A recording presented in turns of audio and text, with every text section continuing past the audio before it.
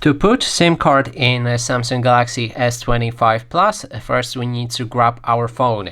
Then look on the bottom side where you can find the SIM card tray. And I'm gonna try to focus the camera on that slot.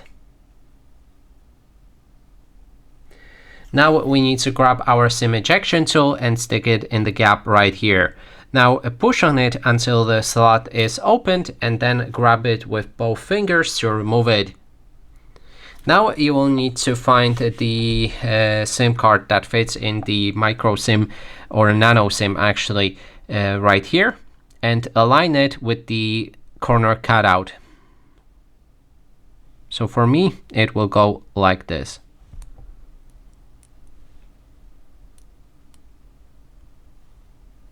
As you can see, it's in. And now we need to grab this SIM tray and stick it back in our phone. Make sure to fully close it. And then we can enter the PIN for our SIM card, and that would be everything.